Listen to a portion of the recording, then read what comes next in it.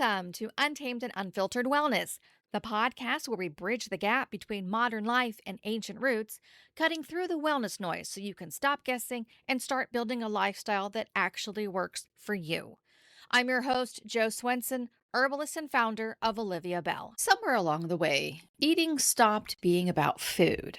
We turned it into calorie counting, macro tracking, meal plans, tracking apps, diet rules, good food, bad food restriction, and the ongoing mental gymnastics of trying to make the right choice every single time we eat. Listen, I've done it. I've used the apps. I've read the labels. I've calculated protein, fats, carbs, counted calories, done all the things. I've even stood in the grocery store aisle calculating the fat content of turkey breast. For a while, I thought that meant I was being responsible, but over time I realized all of that tracking and calculating was pulling me further and further away from my body, not closer to it. Because when every bite becomes something to measure, earn, avoid, explain, track, it gets harder to ask a much more useful question, and that is, how does this actually make me feel? So today, I want to simplify the conversation about eating. Instead of starting with more food rules, I want to talk about rhythm because our body responds to rhythm. We've evolved alongside daylight and darkness, seasonal changes, and even monthly cycles. Circadian rhythms are the roughly 24-hour patterns that influence not just our sleep, but also our digestion, hormones, metabolism, mood, and energy.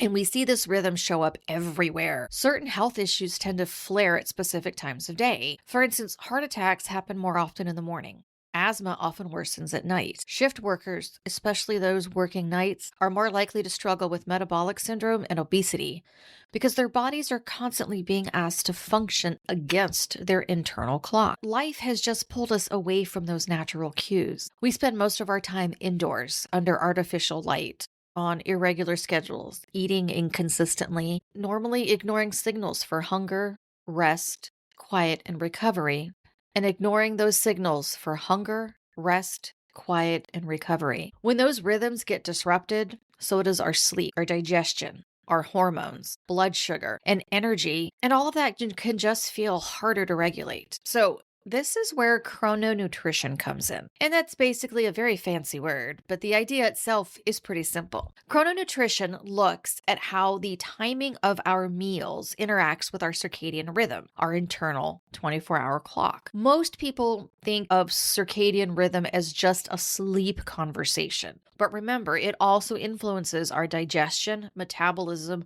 hormone signaling, appetite, and our blood sugar too. Our body is constantly shifting functions throughout the day. In the morning, our cortisol will naturally start to rise. That's what helps to wake us up. During the daylight hours, we're more prepared to handle glucose. In the evening, our melatonin begins to rise as it prepares our body for sleep, and our digestion starts to slow. Our body doesn't process food the exact same way at 8 a.m. that it does at 10 p.m. And this is just simple, useful information here. I don't want us to get obsessed with meal timing. But what I want us to understand is that a lot of people feel better when their meals become a little more consistent and late night eating becomes less frequent. Most of us spend a lot of time thinking about what we're going to eat and not nearly as much time thinking about when. And for a lot of people, that when really has a big impact on their lives. Irregular eating patterns, late night eating, disrupted sleep, and inconsistent routines affect our metabolism, our digestion, our blood sugar, and overall energy. I'm not talking about living perfectly here and deciding the exact time to do everything. But what I want us to do is understand that our body remembers the rhythm it was built to respond to. And it means that patterns are important. If your daily pattern is skipping meals, running on coffee until 11 a.m., grazing on snacks throughout the day,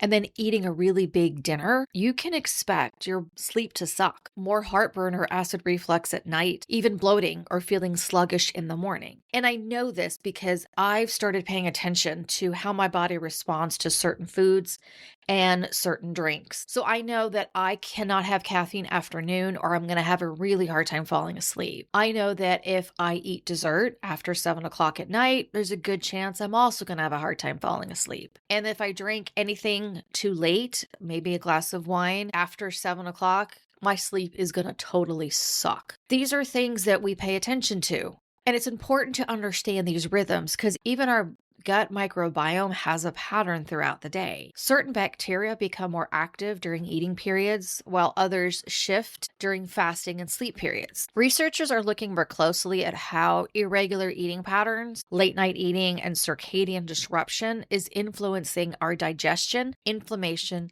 metabolic health, and our blood sugar. Now, blood sugar instability is a big part of this conversation. When blood sugar is spiking and crashing throughout the day, you should notice how it affects you. You might have sudden food cravings or get some brain fog or irritability. Some people will start to feel shaky and anxious, or they'll physically feel tired, but mentally they'll be wired. So they'll turn to caffeine or sugar to keep them going. But when you have meal consistency, it's only going to support your energy and stabilize your blood sugar.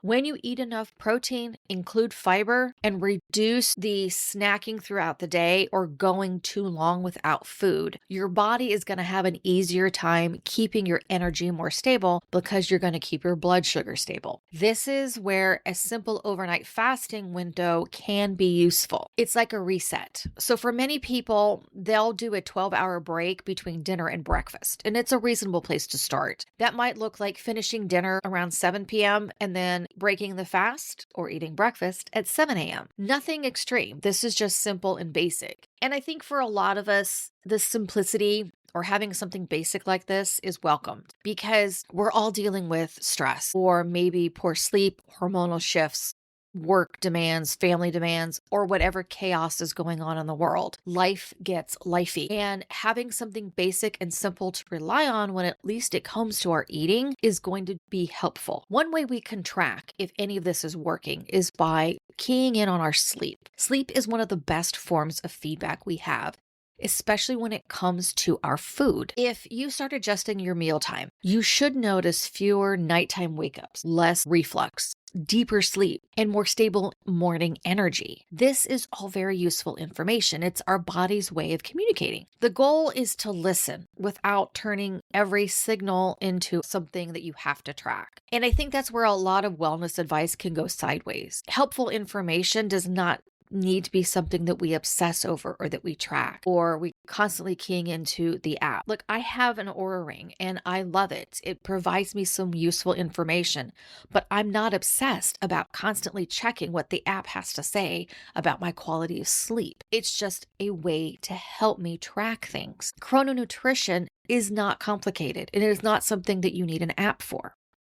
There are 3 simple shifts that come with chrono-nutrition. First of all, aim for regular meal times when possible. We know our body responds well with rhythms and with consistency. And so if it knows when food is going to arrive with some consistency, it's going to respond well.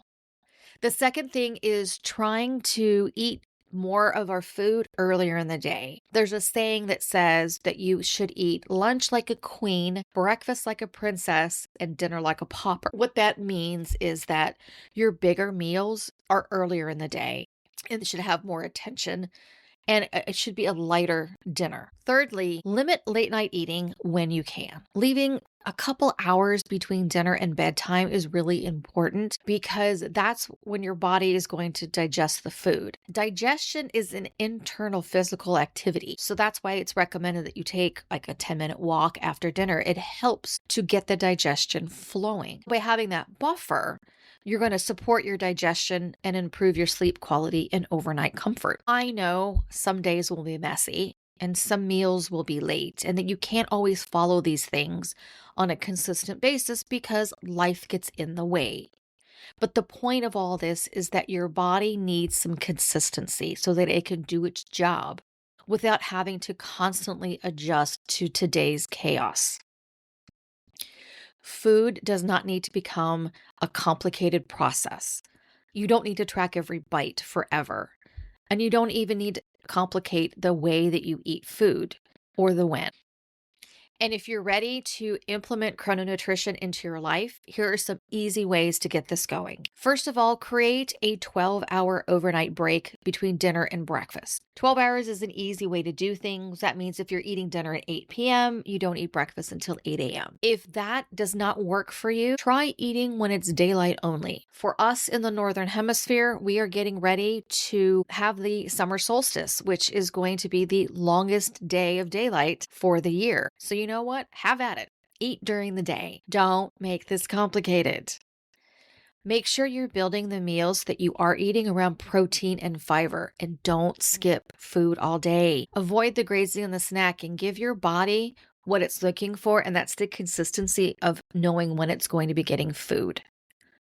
Remember to leave some space between dinner and bed, and then start using your sleep, your energy, your digestion, your mood as your markers to see if this is working. Pay attention to those things. Those are really, really important, but don't obsess over them. Pay attention in a very curious way to find out what foods are impacting your sleep or your energy, or maybe even your mood. The idea is that this goal is to understand what is helping you so that you can feel more steady with your energy, more supported and functional in the life that you have. This is not about bringing complication or making adjustments that are just not feasible for the life that you're living. I mean, that's where I always recommend people start, because I don't feel that eating should be complicated. I think that maybe the next step for all of us is not more rules, but just setting up a rhythm that works for us.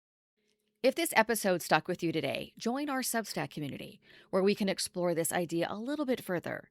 You'll also find some reflection questions, herbal remedies, and a community of like-minded people. It's free to subscribe. The link is in the show notes.